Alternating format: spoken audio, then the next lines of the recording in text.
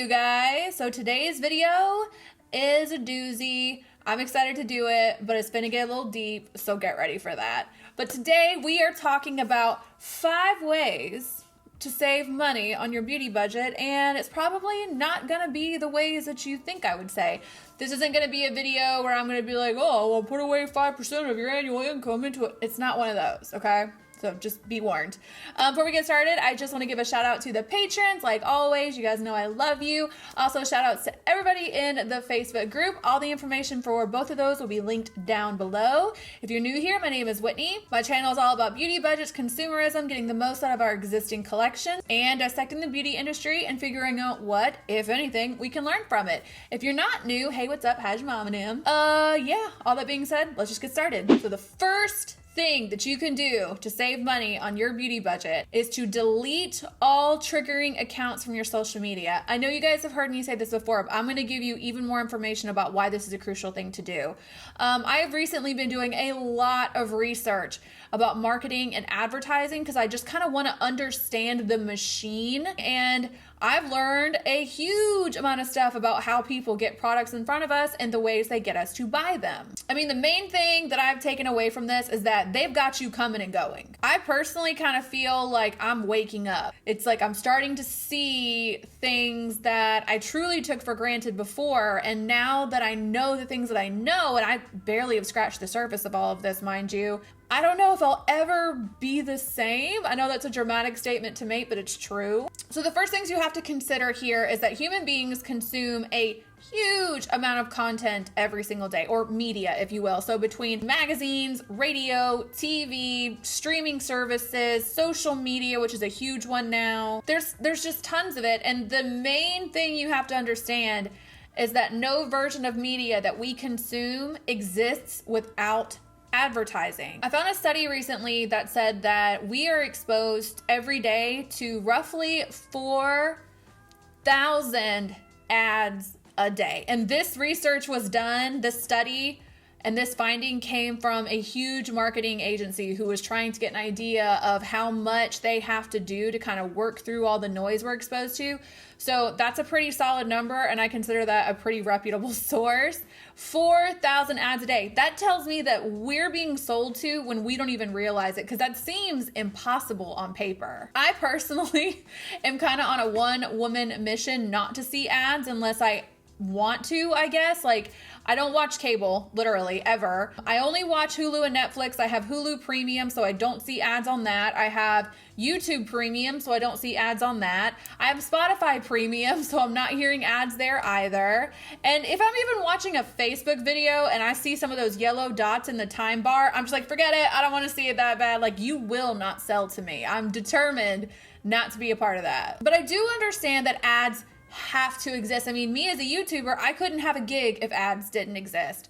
The way I kind of look at it though is if I have a certain content creator that I'm a really big fan of, like whether it's a podcast or a YouTuber or whatever, and I have to watch pre-roll ads or I have to listen to them talk about sponsorships for that content to exist, worth it. Do you know what I mean? Like, I want them to keep making the content that I enjoy. So ads, whatever they have to do to make money, it's fine, because as I've said a million times, ultimately it's not their job to stop us from buying stuff. It's our job to be mindful of what we do with our money. But yeah, outside of the small group of people that I follow on social media that I really, really like, I am not letting ads accost me any good damn time of the day or night. Like, it's just not gonna happen. All this being said, curate your social media feeds. I think in some ways, whether we realize it or not, we are just giving our power over without even realizing it. I mean, think about it this way.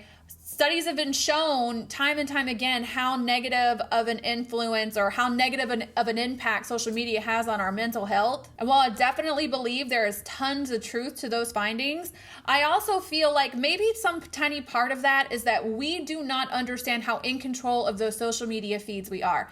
I am an aggressive unfriender and an aggressive unfollower. If I see something that makes me feel like shit or makes me feel like I'm being sold to, like blatantly sold to, and I'm definitely not benefiting from this like parasocial social media relationship, like, okay, bye, I'm out. You know, I think we're just assuming that this toxic content is just kind of part of the gig, and I just don't think that it is, especially when it comes to like following brands on social media. I mean, if you think about it, for years and years and years, if brands wanted to get in front of your face and sell to you, they had to kind of squeeze themselves into a time slot of something you were already watching.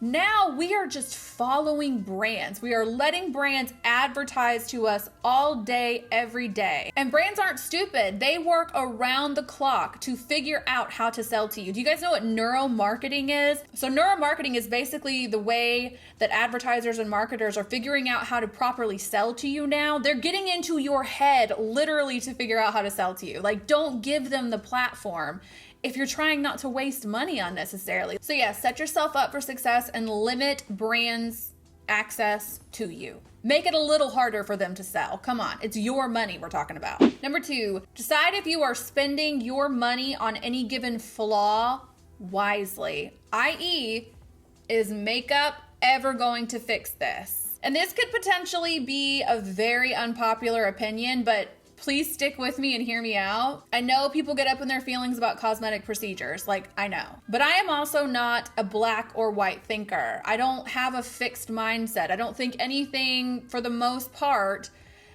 is all good or all bad. I think there's tons of gray area, lots of nuance, and many things come down to your own personal journey and situation. I desperately need to do a video on cosmetic procedures, what I've had, what I recommend, and more importantly, I want to kind of get into the right and the wrong reasons to do something like get a cosmetic procedure. I genuinely feel the same way about cosmetic procedures that I feel about any aspect of beauty, whether it's makeup, skincare, hair, whatever.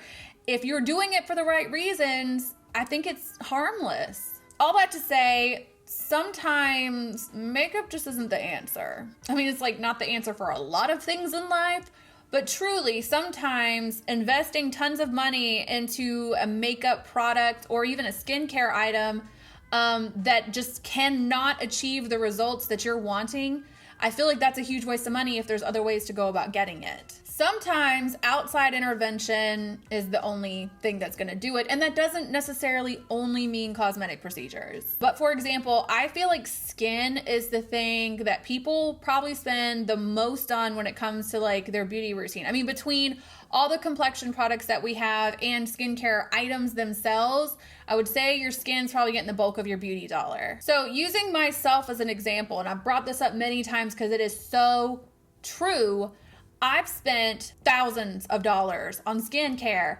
easily thousands of dollars on skincare to correct issues with my skin that literally one trip to the dermatologist cleared right up. It was an outside thing I needed to go with instead of just trying to figure it out myself and just spending money in a really stupid way to correct a problem. The problem in this case was acne. Like, I had really bad acne for a while, and I spent so much time and energy researching and trying and buying, and literally 30 minutes at a friggin' dermatologist's office, and it just cleared it right up. But it's the same thing with like wrinkles or loss of firmness or whatever the case may be that you're unhappy with your skin. Depending on what you're fighting, creams and serums, I hate saying that word, can only do so much. Sometimes it's gonna take some little Bobo, little Botox, or a laser or a filler to get the result that you're after.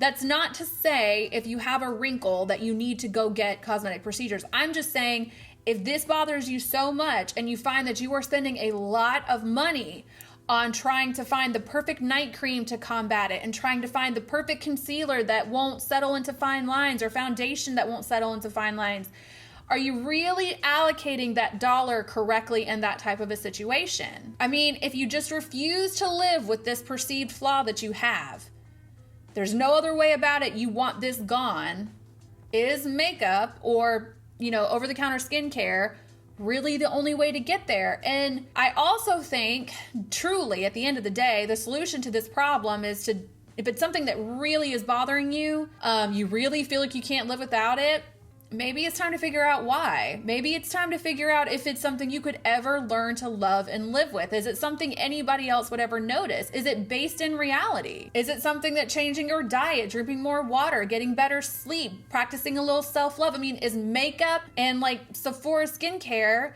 the only solutions to this problem? Like, do the work. Figure out what this thing is that you're willing to dedicate so much time, money, and energy to, and if it's worth it at the end of the day. Once again, life is not black and white. There's lots of gray, lots of nuance, but I think at the end of the day, you should always strive to do the next right thing. If the next right thing to you genuinely feels like cosmetic surgery, then knock yourself out. But sometimes the next right thing to do is to have some real conversations with yourself and figure out what pressure you feel, where this pressure is coming from that you feel to change yourself, why you're not embracing your appearance as much as maybe you would like to. Because like I said 100 times, men don't worry about this shit. And they have under eye circles, and they have fine lines, and they have hairy butts, and they have all that shit, and yet they don't have to do anything about it. I'm just saying, it's food for thought. 3, stop chasing the next best version. This is kind of piggybacking on the last thing that I said, but not quite. There's a slight difference here. So understand, you guys, that I communicate with y'all on Facebook, on Instagram, on YouTube, on Patreon. Like, I am talking to you guys a lot. And it's awesome, don't get me wrong, but the thing that I hear the most that really, I don't want to say, it's not that it confuses me or irritates me, it just kind of makes me feel like, is that some people are just constantly in pursuit of the best version of something. In the beauty community, we call it your holy grail. So people in this situation just tend to find just something not quite right about any given item that they're using. So they're constantly looking for the better one, or no matter how good something is, they're convinced there must be a better version of that. I find that to be true mostly with complexion products. Again, foundations, concealers, powders. People just are convinced that it's never quite right. And I've always said that it could be because you're expecting too much from these products. It could be that, once again, the problem that you're spending all this money fixing can't be solved the way you're trying to solve it. Or it's that you've kind of got a little bit of Goldilocks syndrome. Like, you're just not happy no matter what it does. I mean, I've seen cases of people talk to me about how no matter how hard they try or how many eyeshadow palettes they end up with, they can't find the perfect gold eyeshadow. And I just feel like, once again, like, you know, it's not good, it's not bad. It's just something to take inventory of, I guess. If this is you and you do feel like you have to try every foundation on the block because it's like your Everest, you know, it's there, so you have to do it, and it makes you happy, fine. If not, once again, time to ask some questions. Time to figure out if this thing that you're trying to find exists, if it's really worth the money you're spending on it. If you've seen my makeup collection video, you might have a better idea of just how quickly makeup can pile up in terms of the amount of money you're investing in it. My makeup collection is worth over $13,000. That shit adds up. Makeup is just pigment and chemicals at the end of the day. And if you're investing so much time and energy and money on trying to find the perfect version of anything, could you be distracting yourself from something more important? I don't know. These are questions you have to ask yourself, I guess. But I honestly think it is a big waste of money, and it's something to be mindful of, I guess. Number 4, spend less money on the things that you have to replace the most. I absolutely live by this one. I mean, the main things I find myself repurchasing over and over again are beauty sponges, lashes, eyeliner, mascara. I blow through those things. So there is no way I'm just going to spend top dollar on them just to spend top dollar on them for shits and gigs. But I'm also not crazy particular about any of those products. I mean, I don't want to like waste my money on a dud, but I'm not doing what number 3 is doing. Like I said, like looking for the most perfect version of anything. I can just kind of roll with stuff like it is what it is. That's one of the reasons why buying 20 eyeshadows and 20 bronzers and stuff like that to me are just super bad for your budget, because you can't get through them quickly enough in that situation. So I guess what I'm getting at is, if we're trying to spend less money on the things that we replace the most, and that way, how does it make sense to spend a lot of money on things you're never getting rid of, things you're never having to replace? They're just piling up. The more you buy, the less of them you're going to use. You're just never going to get through them. It's a total waste of money. I say all the time, you might as well just go into Sephora, ask for a sample, pay for the full price of the item, and walk out. It makes no sense. I think that the beauty industry over time, and especially now with social media, has just completely desensitized us to price points. I say it all the time, which is why I keep saying, like, don't pay more than you need to. I mean, in a world where like $200 face primers and $80 setting sprays and $150 eyeshadow palettes are just kind of the norm now, you need to be mindful all the more, I believe, of what you're paying for, how often you're paying for, and if it's worth that dollar. I mean, if you're willing to pay all that money for these products and you love them and it makes you happy, once again, knock yourself out. But with all of the items that are available on the market today, there's hundreds of thousands of products out there. You will never convince me, A, that the $200 version of anything is automatically the best one, or B, that there's not a better, more affordable option out there anyway. Lots of things go into our decisions about what we deem worthy of our beauty dollar, so I cannot make that decision for you, but you know where you can trim the fat. You just do. And if you don't know, let me give you a little exercise. Get yourself like a little bin, a little tub, a trash can, something like that, something where you are only gonna put your beauty trash for 2 months. And I mean everything. That includes your shampoo, your conditioner, your body wash, your body I mean, it's all part of the same gig and it all adds up. Your mascara, your beauty sponges, all of it. For 2 months, put it in there. And then at the end of the 2 months, take a look at what you are literally throwing away the most. And then you need to figure out how much a month it's going to cost you to keep using that item. So like, for example, there was a face mask that I was using a lot for a while there, and I was replacing it all the time. And then I realized for me to keep using that face mask the way that I was, as often as I was going to have to plan to spend $130 every month on it. That's nuts. That's like a cell phone payment. And of course there was plenty of other face masks or any myriad of things that could have done just as good, if not better of a job. But I hadn't really understood how much of a waste of money that was until I looked at the numbers. You guys know I like crunching numbers when it comes to this beauty stuff because we get romantic about our products. We just get real personal about them, but numbers don't lie, my dude. But anyway, yeah, if that 2 months goes by and you get that number and everything's adding up and it looks good and it's on the up and up, then like, carry on. Don't worry about what I'm saying. You're obviously got to figure it out. Number 5, shop for you are, not who you want to be. And I think this is something we do a lot more than we realize. It is the reason I created that video about the 1 through 5 system of figuring out what your actual lifestyle and makeup preferences say about you, so that, like, once again, if you're a number 1, you're not shopping like a number 5. You have to watch the video to understand what I mean. I will leave it down below.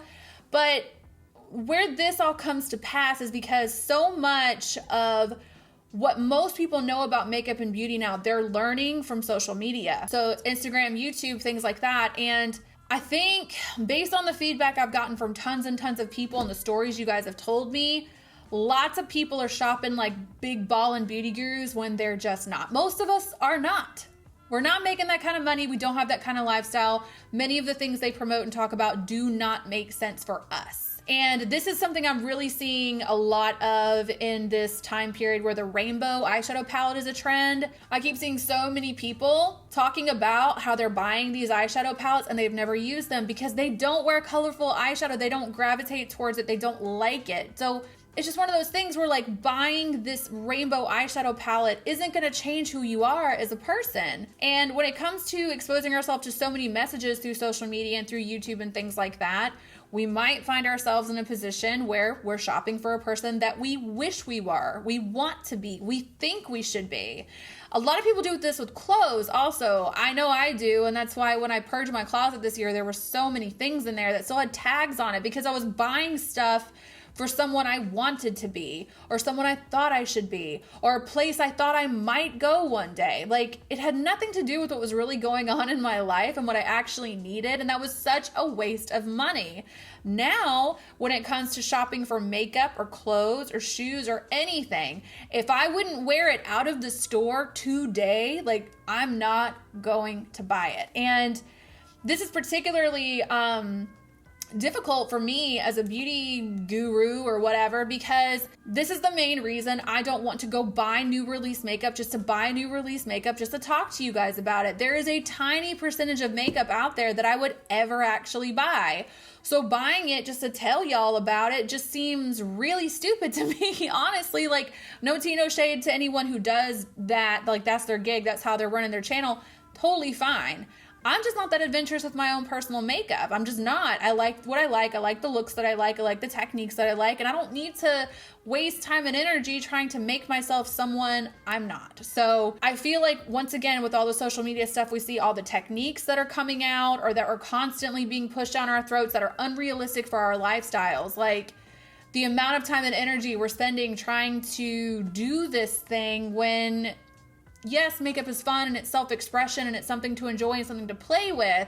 Only so many hours in a day and only so many dollars in the bank. Like, there's only so much I'm willing to invest in getting a fleekier cut crease. Like, it's just not, it's not the move for me. If it is for you, like with everything on this list, that's great. Do you.